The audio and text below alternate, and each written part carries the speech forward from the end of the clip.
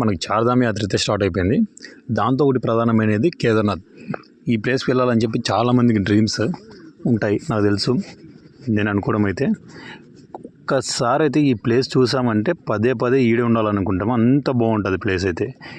చుట్టూ హిమాలయస్, మంచు కొండలు, ఆ నేచరు, ఆ క్లౌడ్స్ వేరే లెవెల్ ఉంటాయి తప్పకుండా లైఫ్లో వన్స్ అనే టైం ఖచ్చితంగా పోవాల్సిందే, ఒక్కసారైనా. Don't miss it. ఇప్పుడు నేనైతే కేదార్నాథ్ మొత్తం నీకు చెప్తాను బ్రీఫ్గా, అంటే ఎట్లా వెళ్ళొచ్చు ఏంటని చెప్పేసి. ఎలా స్టార్ట్ కావాలి, ఎట్లా వెళ్ళాలి, ఎన్ని రోజులు ఉండాలని చెప్పేసి చెప్తా చూడండి. కేదార్నాథ్ మొత్తానికి మీకు 4 days కావాలి. ఎట్లా అంటే రిషికేశ్ నుంచి స్టార్ట్ అయినాం అనుకోండి, మనకు ఓన్లీ డే టైమే బస్సు ఉంటాయి, అంటే మార్నింగ్ 5 to 11 o'clock వరకే. తర్వాత మనం మ్యాక్సిమం వచ్చేసి మీరు ఓన్ వెహికల్స్ అవాయిడ్ చేయండి. మనం బస్ క్యాచ్ చేసి వెళ్తే నైట్కి వెళ్తాం. నైట్కి వెళ్ళేసి అక్కడ నైట్ స్టే చేయండి. మేము ట్రెక్ చేస్తాము, డోర్లీలు వెళ్తామంటే మనకు మీకు ప్యాక్ అవుతుంది నాకు తెలిసినంతవరకు అయితే. బాడీ వర్కౌట్ కాదు. తర్వాత వచ్చేసి మనం స్టార్ట్ చేసామంటే ట్రెక్కింగ్ ఎర్లీ మార్నింగ్ నిద్రపోయి ఇలా కేదార్నాథ్ టెంపుల్ ఎదురుగా వెళ్ళొచ్చు అనమాట. వెళ్ళేసి నైట్కి వెళ్తాం. ఆ రోజు కూడా ట్రెక్కింగ్ స్టార్ట్ చేసుకుంటే ఈవినింగ్ వెళ్తుంది. రూమ్ తీసుకోండి, నైట్ రూమ్ తీసుకొని ఖచ్చితంగా ఉండి. రూమ్లో కాకుండా బయట ఉన్నామంటే మనకు మళ్ళీ అది కూడా వరస్ట్ అవుతుంది చలి భయంకరంగా ఉంటుంది. ఫస్ట్ ఎర్లీ మార్నింగ్ లేస్తాను మనం వెళ్ళాల్సింది ఎక్కడంటే కాలభైరవ టెంపుల్. ఇదే ఆ టెంపుల్ అనమాట. ఈయన ఎవరంటే కేదార్నాథ్కి కాపలా అనమాట. అంటే ఇప్పుడు ప్రతి టెంపుల్కి కాపలా ఉంటారు కదా, అట్లా కేదార్నాథ్ టెంపుల్కి కాలభైరవుడు కాపలా అనమాట. మొత్తం అంటే ఆయన పర్మిషన్ లేనిది కేదార్నాథ్లోకి ఎంటర్ కావమని చెప్పేసి ప్రసిద్ధిగా ఉందన్నమాట. సో ఫస్ట్ ఎర్లీ మార్నింగ్ లేస్తేనే కేదార్నాథ్ టెంపుల్ని దర్శనం చేసుకోండి. తర్వాత వచ్చేసి మీ కేదార్నాథ్ టెంపుల్ దర్శనం అయిపోయినాక తర్వాత మెయిన్ టెంపుల్కి వెళ్ళండి.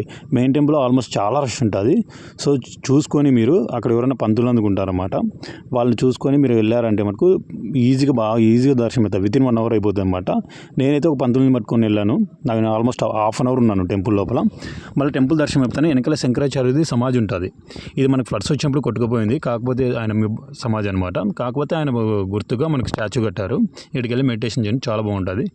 ఇంతకీ ఈ జ్యూస్ ఏంటి అని చెప్పేసి ఎవరికైనా తెలిస్తే నాకు కామెంట్లో కామెంట్ చేయండి. చాలా బాగుంటుంది. ఇది ఓన్లీ హిమాలయాస్లో దొరుకుతుంది, ఎవరైనా వెళ్ళినట్లు తాగి ఉంటే. ఓకేనా. ఇంకొచ్చేసి తర్వాత వచ్చేసి టెంపుల్ వెనకాల మనకు భీమశిల ఉంటుంది. అది కూడా దర్శనం చేసుకొని ఇట్లా అఘోరలు కూడా ఉంటారు. If you want take any photo ask them, ఖచ్చితంగా ఇస్తారు. ఇంకా ఇది వచ్చేసి గౌరీకుండ అంటారు దీని గౌరీకుండ వచ్చేసి ఎందుకంటారంటే ఇది గౌరీదేవి బాధ చేస్తుందని చెప్పేసి నాకు అక్కడ ఉండే స్వామీజీలు చెప్పారనమాట. ఈ కుండలో అప్పట్లో చేస్తున్నది అని చెప్పేసి చెప్పారు. మరి అది ఎంతవరకు నిజమో నాకు కూడా తెలియదు. మరి ఇది కూడా ఖచ్చితంగా దర్శనం చేసుకోండి. తర్వాత వచ్చేసి ఇది అయిపోతానే మీరు చాలా టైం నేచర్తో స్పెండ్ చేయండి చాలా బాగుంటుంది నేచర్ అయితే. మీరు ఎక్కడ చూడలేరు ఇది ఇండియాలో, నాకు తెలిసినంత వరకు అయితే ఇక్కడ ఉన్నంత నేచర్ అనమాట. ఇంకొచ్చాక మనకు ఆల్మోస్ట్ ఈవినింగ్ అయిపోద్ది. రూమ్ వెకేట్ చేసి మనకి ఇట్లా ఉంటుంది అనమాట. ఎవ్రీ ఈవినింగ్ సన్సెట్ టైంలో మనకు హారతి ఇస్తారు. సన్సెట్ హారతి అంటారు కదా, అట్లా కేదార్నాథ్ని కూడా హారతి ఇస్తారు. సో హారతిని కూడా దర్శనం చేసుకోండి. చాలా బాగుంటుంది హారతి ఇచ్చే టైంలో. మీకు ఆ క్లౌడ్స్, ఆ నేచర్, మంచు పడుతుంటుంది లైట్గా, హారతి వేరే లెవెల్ ఉంటుంది. డ్రమ్ సౌండ్ అంతా అనమాట. మీరు వెళ్ళిన వాళ్ళకి మాత్రమే అది ఎక్స్పీరియన్స్ అవుతుంది. తర్వాత వచ్చేసి ఇంకా మీరు మెల్లిగా నిదానంగా ట్రెక్ చేస్తామనుకుంటూ వస్తామంటే రాండి, నైట్ టైం అయినా పర్లేదు. లేదంటే మళ్ళీ ఎర్లీ మార్నింగ్ వరకు రూమ్ తీసుకొని అక్కడే ఉండండి అనమాట. మీకు టోటల్గా అయితే 4 days పెట్టుకోండి, ఈజీగా ఉంటుంది. మీరు వచ్చేసి కేదార్నాథ్కి ఎలా వెళ్ళాలంటే ఫస్ట్ పాయింట్ రిషికేశ్ నుంచి మనం సోన్ప్రయాగ్ వస్తాం.